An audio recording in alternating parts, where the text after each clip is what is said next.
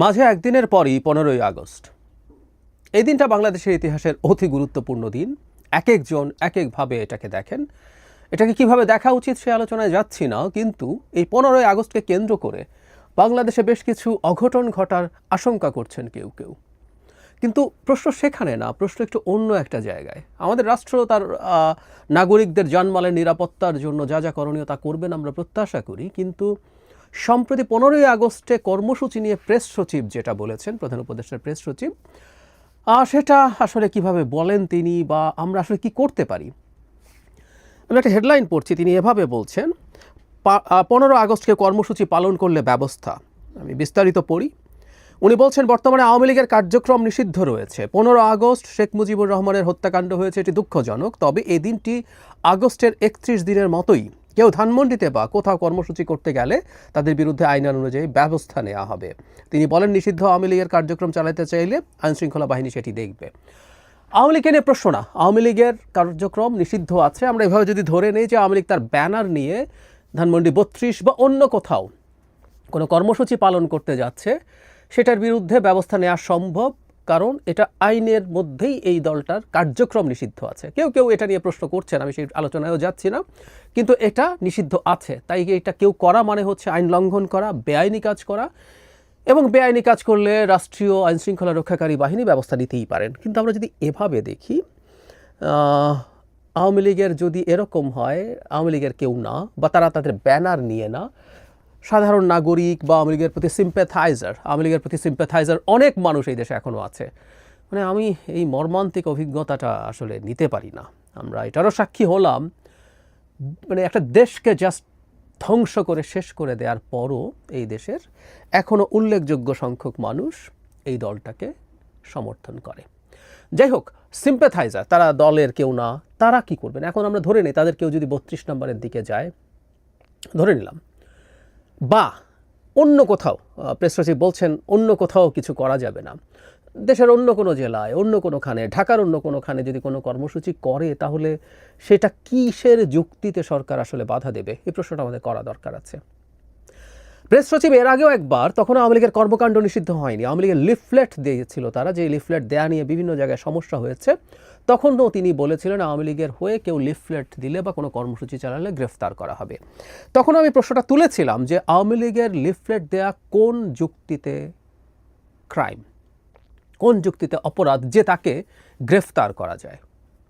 আমাদের রাষ্ট্র সম্পর্কে কয়েকটা বেসিক বোঝাবুঝি লাগবে, এটা জরুরি। এটা আমরা যারা ওইটা পরিচালনার সাথে তো যাবো তো বটেই, আমাদের নাগরিকদেরও এই সচেতনতা লাগবে। একটা রাষ্ট্রের একটা মাদার ল থাকে, কনস্টিটিউশন। তারপর যেটা থাকে সেটা হচ্ছে অনেক অনেক অনেক আইন থাকে, অসংখ্য আইন থাকে, এবং প্রয়োজনে নতুন আইন হয়, পুরনো আইন সংশোধন হয়। জাস্ট একটা জিনিস দেখতে হয়, সেটা হচ্ছে কোনো আইন যেন সংবিধানের সাথে সাংঘর্ষিক না হয়। সংবিধানের সাথে সাংঘর্ষিক হলে সংবিধানেই লেখা আছে আইনটার পুরোটা, অথবা যতটুকু সাংঘর্ষিক ততটুকু বাতিল হয়ে যাবে। তাহলে এই হচ্ছে বেসিক। এখন আওয়ামী লীগ আগে লিফলেট দিতে যখন গেছে, তখন কিন্তু সে কোনো বেআইনি কাজ করেনি, তখন তার দল তো নিষিদ্ধ ছিলই না, তার কর্মকাণ্ড বা কর্মসূচিও নিষিদ্ধ ছিল না। তাহলে সে লিফলেট দিতে পারে, মিছিল করতে পারে, সমাবেশ করতে পারে, সবই পারে টেকনিক্যালি। আমরা বাধা দিয়েছি, আমরা আইন ফলো করিনি।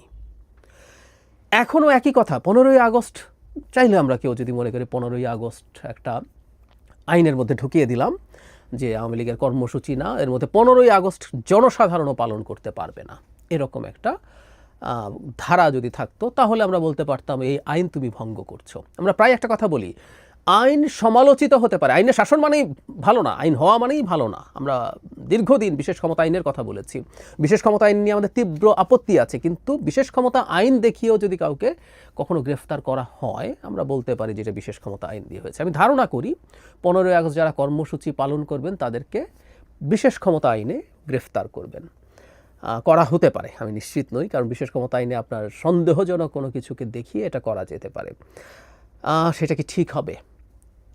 সেটা কি আদৌ ঠিক হবে? আমাদের এই প্রশ্নটা করা জরুরি, কারণ শেখ হাসিনার পতন এবং পরবর্তী সময়ে আমাদের মূল যে জায়গা ছিল, এই সরকারের কাছে আমাদের মূল যে চাওয়া ছিল সেটা হচ্ছে এই সরকার বা ভবিষ্যতের সব সরকার, শেখ হাসিনা দেশকে মগের মুল্লুক বানিয়েছেন বলে বলতাম, মগের মুল্লুকে আইন কাজ করে না, যার শক্তি আছে এমনকি স্টেটেরও যদি শক্তি থাকে, সরকারেরও যদি শক্তি থাকে, সে শক্তি প্রয়োগ করেছে। সরকারকেও তো আইনের চৌহদ্দির মধ্যে কাজ করার কথা ছিল। সরকার কাউকে টর্চার করবে না, গুম করবে না, বিচার বহির্ভূতভাবে হত্যা করবে না, মিথ্যা মামলা দেবে না, সরকারও আইন ভাঙতে পারে না। কিন্তু ওগুলো সব ওই যে মগের মুল্লুকে যেটা হয়, সরকার সবচেয়ে বড় মাস্তানে পরিণত হয়েছিল, আর সরকারের সাথে লোকজনও তারা তাদের বল প্রয়োগ করার বা শক্তি দিয়ে তাদের সমাধান পাওয়ার চেষ্টা করেছে।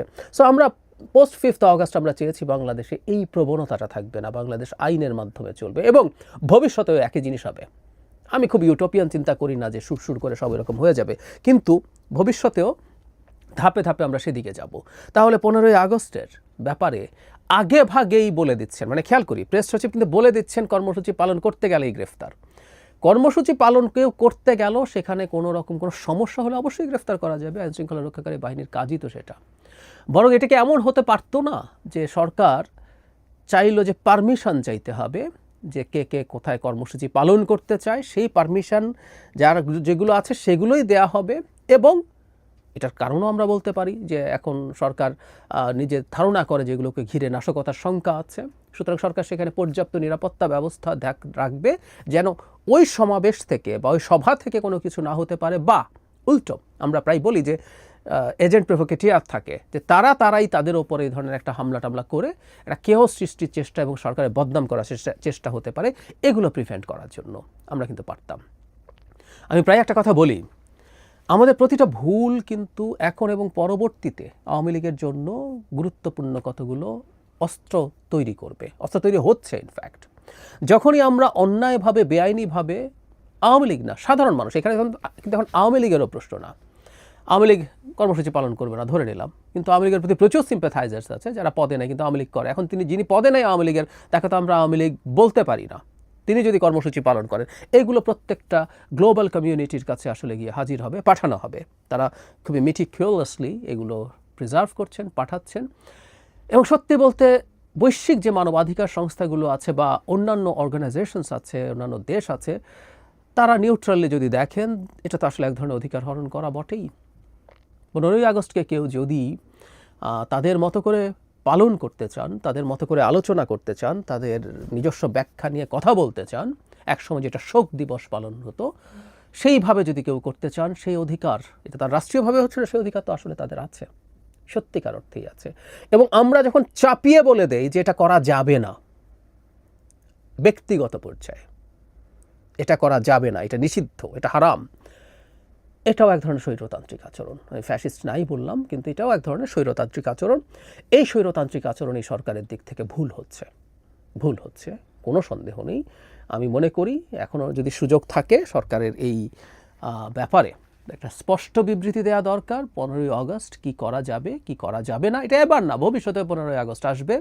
আওয়ামী লীগ যদি নিষিদ্ধ হয়েও যায়, আমরা ধরে নেই, যদি তর্কের খাতিরে বলছি, এটা আদালতে এখনও বিচার শুরু হয়নি, বিচার যদি শুরু হয় তারা নিষিদ্ধ নাও হতে পারে, কিন্তু যদি নিষিদ্ধ হয়েও যায়, তারপরে 15ই আগস্ট আমাদের জন্য খুবই গুরুত্বপূর্ণ একটা দিন ইন মেনি ডাইমেনশনস। এবং আবারও বলছি, এটাকে দেখার নানা রকম দৃষ্টিভঙ্গি আছে। যারা আওয়ামী লীগ যেভাবে দেখতো সেভাবে যদি দেখতে চায় তাদের ব্যক্তিগত পর্যায়ে, সে অধিকারগুলো থাকা দরকার। একটা সমাজে একেবারে সব কিছু নিষিদ্ধ বন্ধ করে দেয়া, আওয়ামী লীগ নিষিদ্ধ করার পেছনে যে যুক্তি আছে সেটা এক জিনিস, আর এখানে এই কর্মসূচি পালন বন্ধ করা আরেক জিনিস। কেউ বলতে পারেন এই কর্মসূচি পালন করার মাধ্যমে তারা অর্গানাইজড হতে পারে, সেই জিনিসগুলোতে খেয়াল রাখলেই চলবে, তারা প্রকাশ্যে যাতে এসব কিছু করতে না পারে। আর আমি ব্যক্তিগতভাবে মনে করি আওয়ামী লীগ অর্গানাইজড হয়ে কিছু একটা সহসা করে ফেলবে, ওই পরিস্থিতি বহুদিন, সহসা না বহুদিনই এটা হবে বলে আমি কোনোভাবেই বিশ্বাস করি না।